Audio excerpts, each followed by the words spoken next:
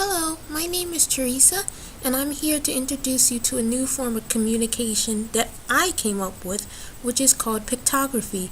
Pictography is a form of communication that relies on pictures and symbols in order to communicate a message, and it's primarily focused around illustration and art itself. And the reason why I chose pictography is because it's probably one of the most intimate forms of communication that there is, but also one of the most primitive. If we go back to cave art, as well as symbols that were drawn in order to keep records of crops and food and hieroglyphics.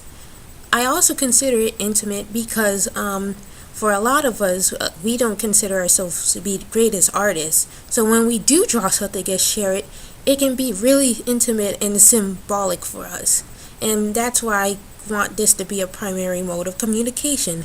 So there are two particular models that are based on various forms of communication, and they are the transmission model and the transactional model. The transmission model can work if it's a form of therapy or as a form of communication when you're really stressed. It starts with person one illustrating how they feel, a mood, or something that they can't articulate with words. This is an example. It is stress and sadness.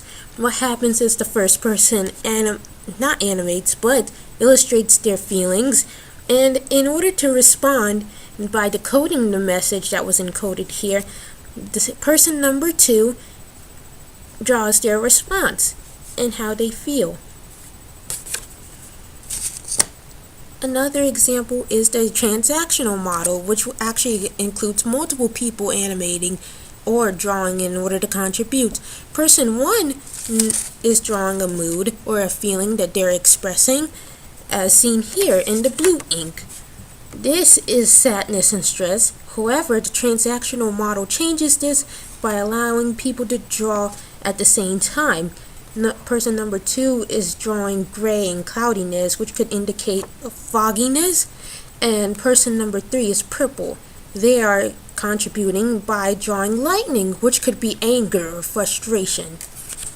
Now, there are some flaws here, and one of those flaws could potentially be the fact that if you have a cognitive disability, let's say in your hand, it could stop you from drawing.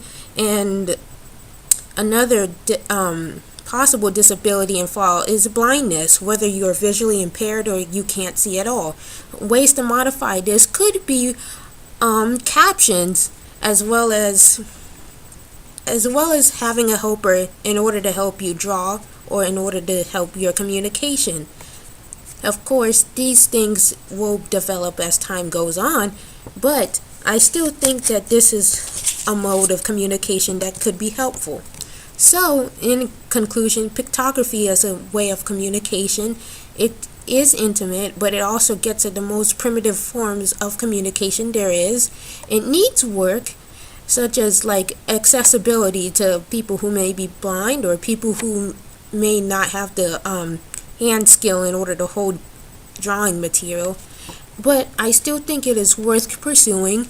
And not only do I think it's worth pursuing, I think it's something that should be implemented in many therapeutic models. Thank you for your time and have a great day.